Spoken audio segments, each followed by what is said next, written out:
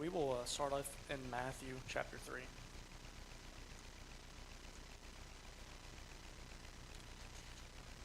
Now, Jesus, he is a lot of things. He's the Savior of mankind. He's the Son of God.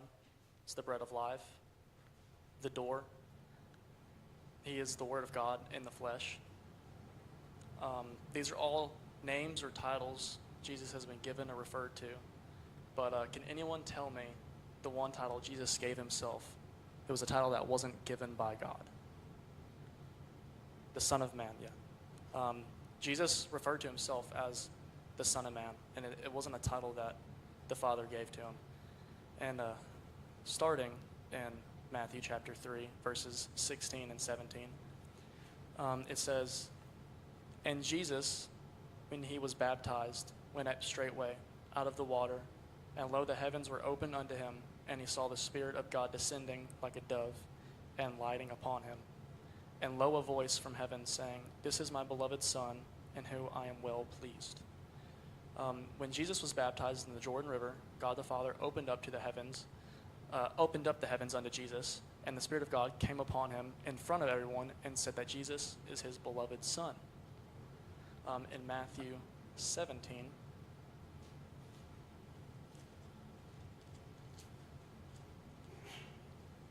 bless you. Matthew 17, verses 1 through 8. "And after 6 days, Jesus taketh Peter, James, and John, his brother, and bringeth them up into a high mountain apart, and was transfigured before them, and his face did shine as the sun, and his raiment was white as the light. And behold, there appeared unto them Moses and Elias, talking with them. Then answered Peter, and said unto Jesus, Lord, it is good for us to be here. If thou wilt, let us make here 3 tabernacles, one for thee, one for Moses, and one for Elias. While he yet spake, behold, a bright cloud overshadowed them, and behold, a voice out of the cloud, which said, This is my beloved Son, in whom I am well pleased. Hear ye him. And when the disciples heard it, they fell on their face, and were sore afraid. And Jesus came and touched them, and said, Arise, and be not afraid.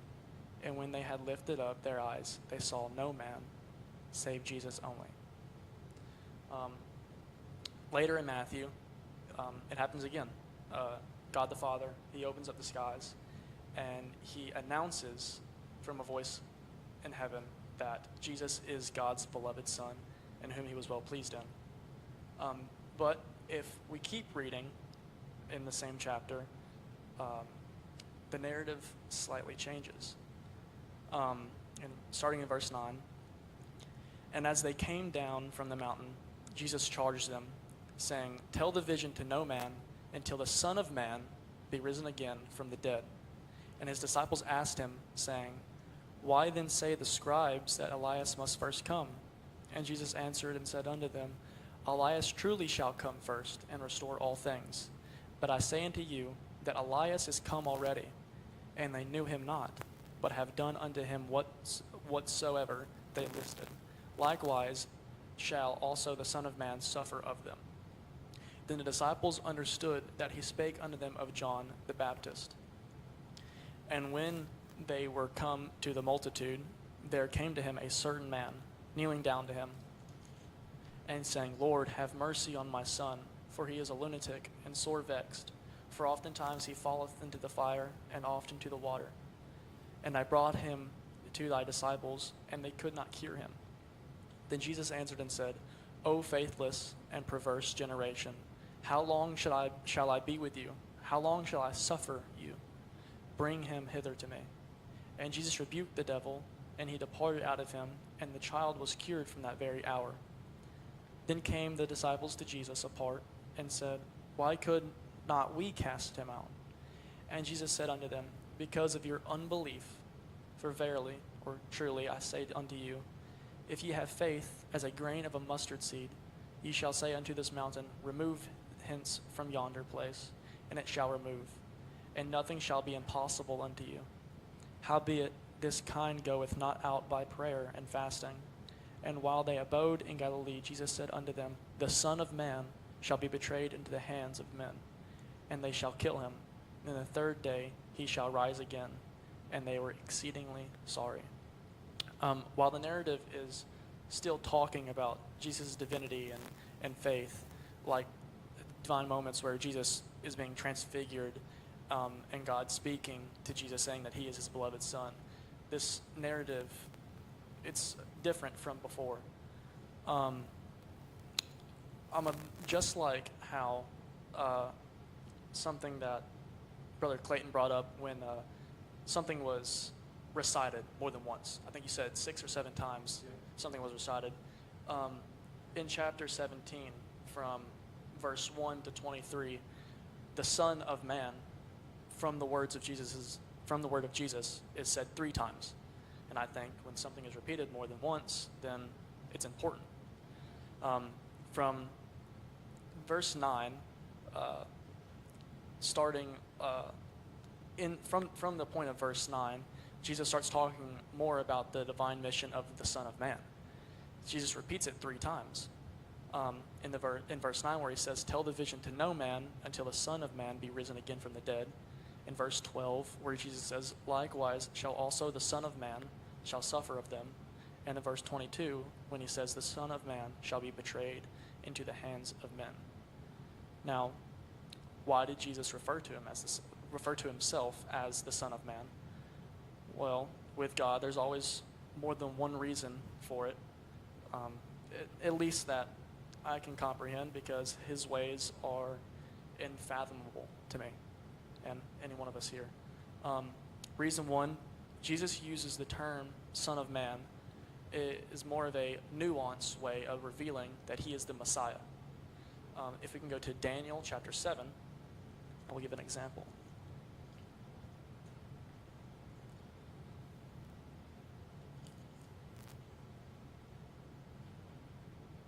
So, in Daniel 7, starting in verse 12, it says, "As concerning the rest of the beasts, they had their dominion taken away, yet their lives were prolonged for a season and time. I saw in the night vision, and behold, one like the Son of Man came with the clouds of heaven, and came to the Ancient of Days, and they brought him near, and they brought him near before him. And there was given him dominion and glory and a kingdom, that all people, nations, and languages to serve him. His dominion is an everlasting dominion, which shall not pass away, and his kingdom that which shall not be destroyed." Daniel speaks of the dominion that will be given to the Son of Man. This is a prophecy of the Messiah. So every single time Jesus refers to himself as the Son of Man, it's a very nuanced term that if you weren't heavily studied in the Old Testament, you wouldn't have picked it up. But every time he refers to himself as the Son of Man, he's clearly stating that he is the Messiah. And every single time Jesus calls himself that, he's quoting back to this, saying that in the end he will have dominion and he will have all glory given to him. Reason 2 is to show humility, and it's a very interesting and a strong way that Jesus humbles himself.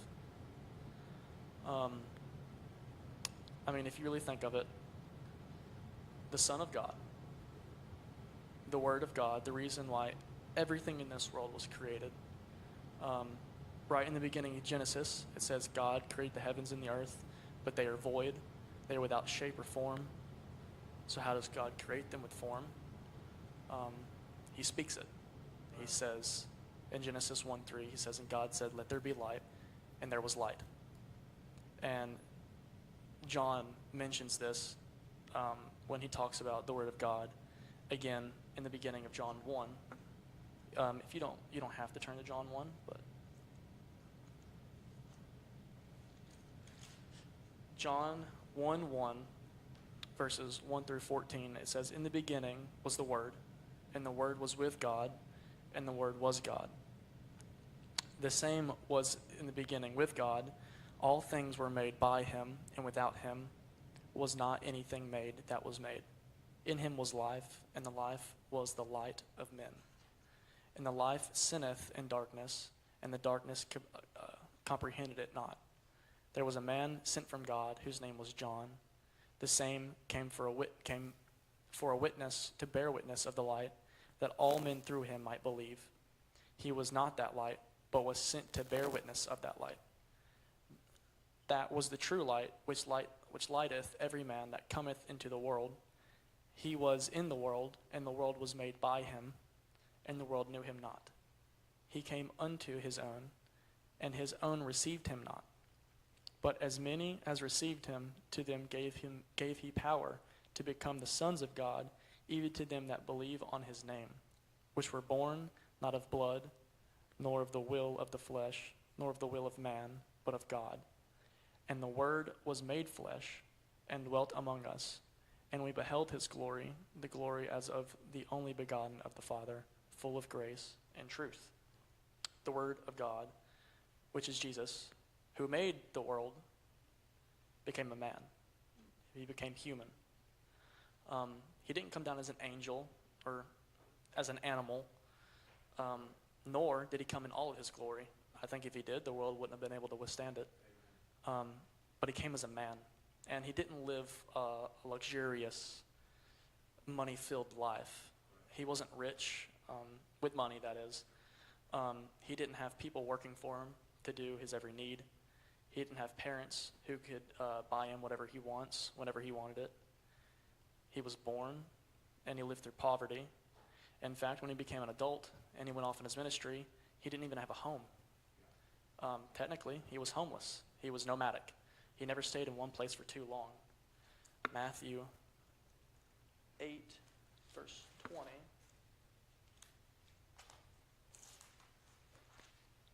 Says,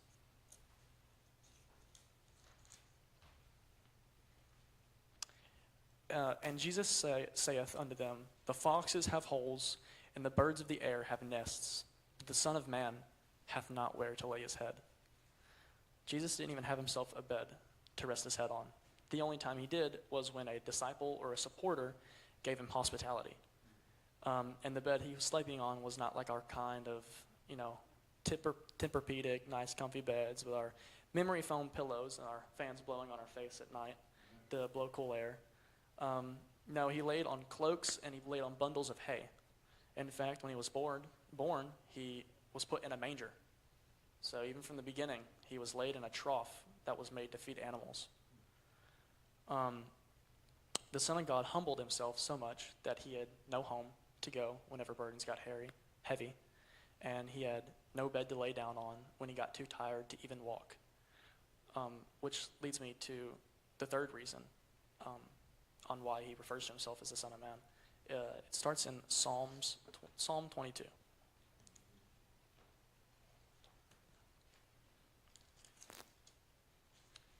Okay. A little further back. There we go. Okay, I'm going to read, I think, all of Psalms 22. No.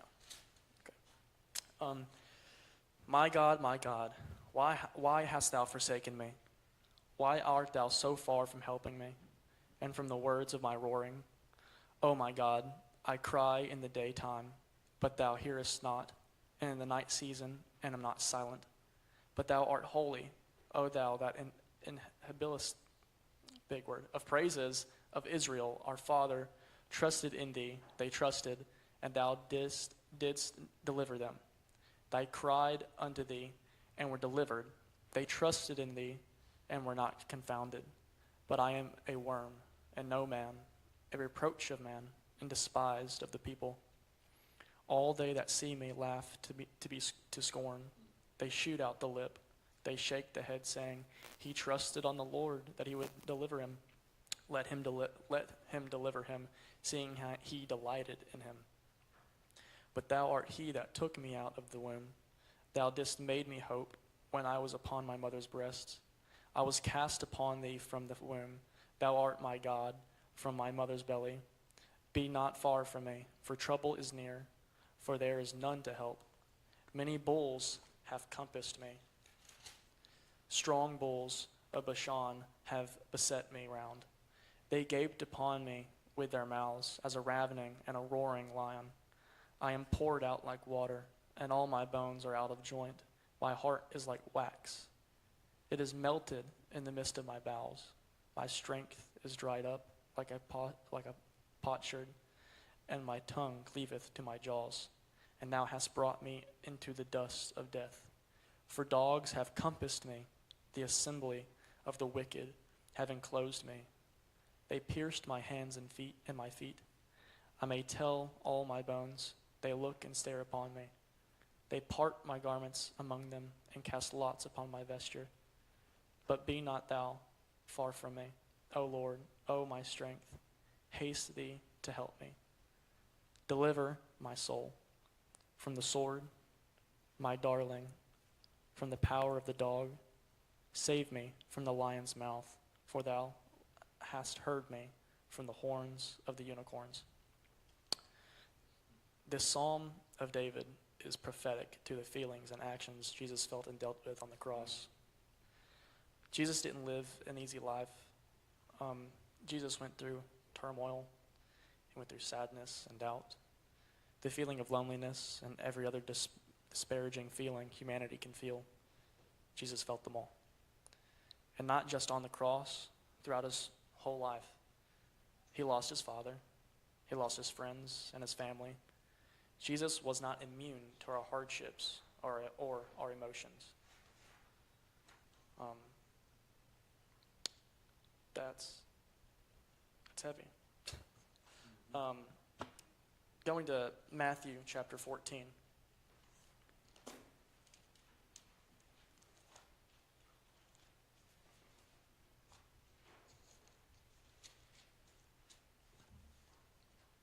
All right, Matthew 14, starting at verse 1. At that time, Herod the Tetrarch heard of the fame of Jesus and said unto his servants, This is John the Baptist. He is risen from the dead, and therefore mighty works do show forth themselves in him. For Herod had laid hold on John and bound him, and put him in prison for Herodias' sake, his brother Philip's wife. For John said unto him, It is not lawful for thee to have her. And when he would have put him to death, he feared the multitude, because they counted him as a prophet. But when Herod's birthday was kept, the daughter of Herodias danced before them and pleased Herod, whereupon he promised with an oath to give her whatsoever she would ask. And she, being before instructed of her mother, said, Give me here John Baptist's head in a charger. And the king was sorry, nevertheless, for the oath's sake, and them which sat with him at meat, he commanded it to be given her. And he sent and beheaded John in the prison. And his head was brought in a charger and given to the damsel, and she brought it to her mother. And the disciples came and took up the body and buried it, and went and told Jesus. When Jesus heard of it, he departed thence by ship into a desert place apart. And when the people had heard thereof, they followed him on foot out of the cities. And Jesus went forth and saw a great multitude, and was moved with compassion towards them, and he healed their sick. When John the Baptist died, Jesus felt sorrow, he felt grief. It says, when Jesus heard of it, he departed thence by ship into a desert place apart. Jesus tried to find a private place for him to grieve, but the people heard of this and followed him. But he didn't shoo them away and tell them to get away. He didn't say, it isn't the day to be asking for anything. No, he went forth, saw the multitude, and he was moved with compassion toward them, and he healed their sick. Tell me another man who could do that. Tell me another man that could lose his family, his friends, and yet still hold compassion to people and heal the sick. Turning to John chapter 11.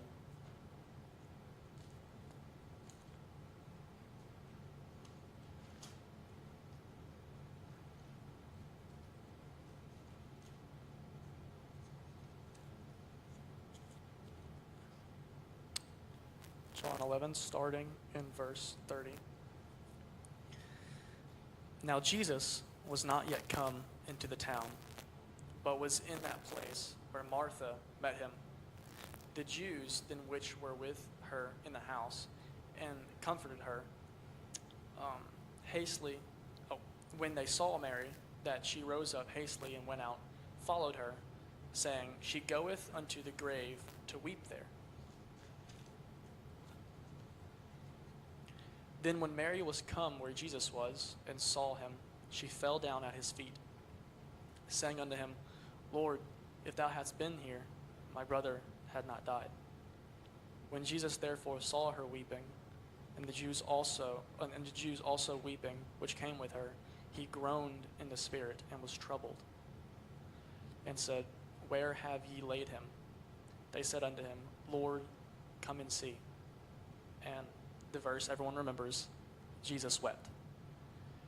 Then said the Jews, Behold how he loved him. And some of them said, Could not this man, which opened the eyes of the blind, have caused that even this man should not have died? Jesus therefore, again groaning in himself, cometh to the grave. It was a cave, and a stone lay upon it. And Jesus said, Take ye away the stone. Martha, the sister of him that was dead, saith unto him, Lord, by this time he stinketh, and he hath been dead 4 days. Jesus said unto her, Said I not unto thee, that if thou wouldest believe, thou shouldest see the glory of God? Then they took away the stone from the place where the dead was laid. Jesus lifted up his eyes and said, Father, I thank thee that thou hast heard me. And I knew that thou hearest me always. But because of the people which stand by, I said, that they may believe that thou hast sent me. And when he thus had spoken, he cried with a loud voice, Lazarus, come forth. And he that was dead came forth, bound hand and foot with grave clothes, and his face was bound about with a napkin. Jesus saith unto them, Loose him and let him go. Then many of the Jews which came to Mary and had seen the things which Jesus did believed on him. Even though Jesus knew that he was going to raise Lazarus from the dead, he still felt grief, and he still felt sorrow, and he had empathy for Martha and Mary. How caring, loving, and understanding our God is I don't think anything we will ever understand, on a personal level at least. I'll go a step further and say that not a single soul has felt the amount of sorrow and physical and mental pain that Jesus did. In Luke 19,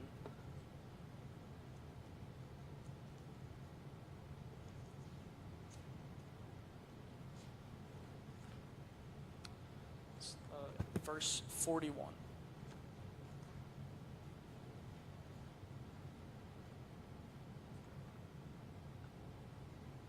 So Luke 19, verse 41 to 44. And when he was come near, he beheld the city and wept over it, saying, If thou hast known, even thou, at least in this thy day, that things which belong unto thy peace, but now they are hid from thine eyes. For the days shall come upon thee, that thine enemies shall cast a trench about thee, and compass thee round, and keep thee in on every side. And shall lay thee even with the ground, and thy children within thee, and they shall not leave in thee one stone upon another, because thou knewest not the time of thy visitation.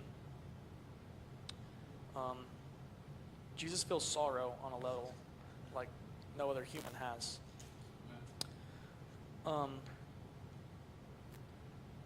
Our God is so full of pure emotion that no one will understand. Jesus cried for the spiritual hardness of Jerusalem, their failure to see him as the Messiah, and the future destruction that was coming their way. Now, I know and I believe that all of us here have a heart for the lost. We all feel sorrow for them, but I don't think that anyone else other than Jesus has felt this much sorrow for them. He wept not only for a percentage of the people who were lost in Jerusalem, he wept for his own people who have and will fail to see the truth.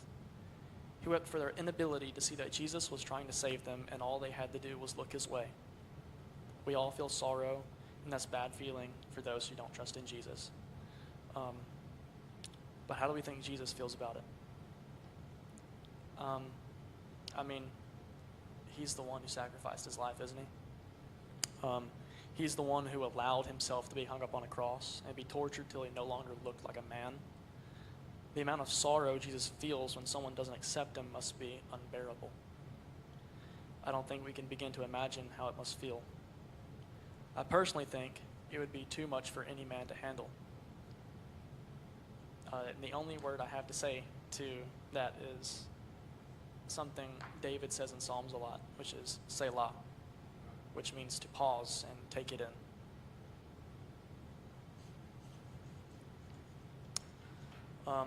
Then there is the Garden of Gethsemane. And I believe that this would be a moment that would break any man. Anyone but, obviously, Jesus.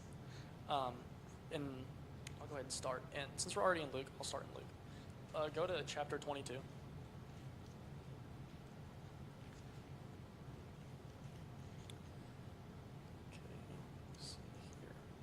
Okay, Luke 22, starting in verse 39.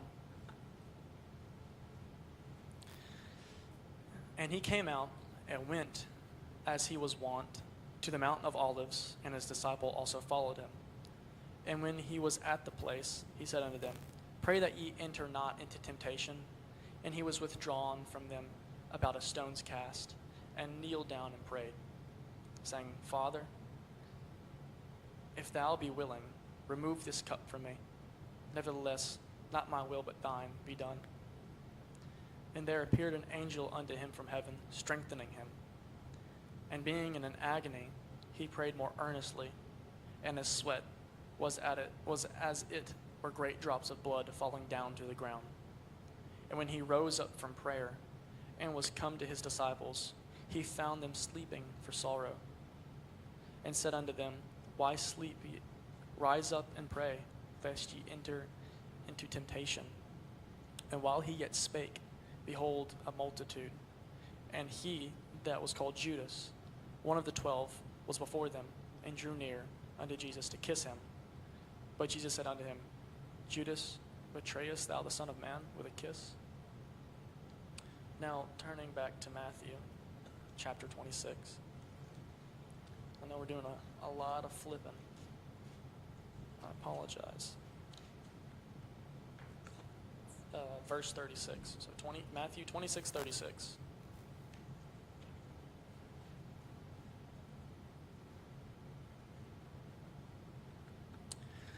Then cometh Jesus with them into a place called Gethsemane, and saith unto the disciples, Sit ye here while I go and pray yonder. And he took with him Peter and the two sons of Zebedee, and began to be sorrowful and very heavy. Then saith he unto them, My soul is exceeding sorrowful, even unto death. Tarry ye here, and watch with me. And he went a little farther, and fell on his face, and prayed, saying, O my Father, if it be possible, let this cup pass from me. Nevertheless, not as I will, but as thou wilt. And he cometh unto the disciples, and findeth them asleep, and saith unto Peter, What could ye not watch with me 1 hour? Watch and pray, that ye enter not into temptation. The spirit indeed is willing, but the flesh is weak.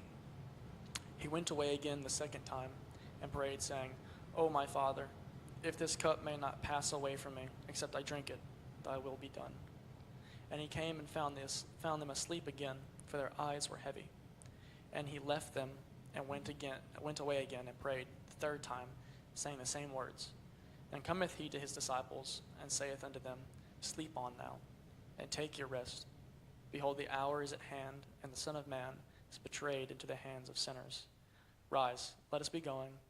Behold, he is at hand that doth betray me. And while he yet spake, lo, Judas, one of the 12, came, and with him a great multitude with swords and staves, from the chief priests and elders of the people. Now he that betrayeth him gave them a sign, saying, Whosoever I will kiss, that same is he. Hold him fast.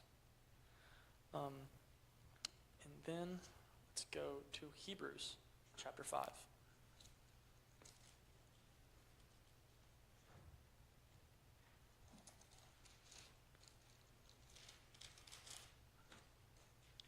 Hebrews chapter 5, starting in verse 7. Says, Who in the days of his flesh, when he had offered up prayers and supplication with strong crying and tears unto him, that was able to save him from death, and was heard in that he feared. Though he were a son, yet learned he obedience by the things which he suffered, and being made perfect, he became the author of eternal salvation, and unto all of them that obey him. Called of God on high priest after the order of Melchizedek. Jesus, I read both Matthew and Luke's writings because they both give their own, I guess you could say, sides of it. In Luke, you see that he cries, and in Matthew, you see that he was in great sorrow and agony, and that he specifically went up to Peter and asked him to pray for his own temptation. During his prayer, Jesus felt so much sorrow and agony that he pleaded to God, the Father, that if in any way he could pass the burden on from him. I think that's the most vulnerable that we see Jesus. I mean, we hear about him put up on a cross, but, I mean, he knew it was going to happen, and at this moment he's asking, please, if there's any way that I don't have to do this, if it be your will. When I read that, I see a very vulnerable moment. And I believe it's the most human thing that he could have done. He pleaded. Crying with agony, he says, Oh, my Father, if it be possible, let this cup pass from me. He asked for a way out. And his first prayer goes back, and after his first prayer, he goes back to his disciple and sees that they have fallen asleep. And then he specifically goes up to Peter and asks him to pray.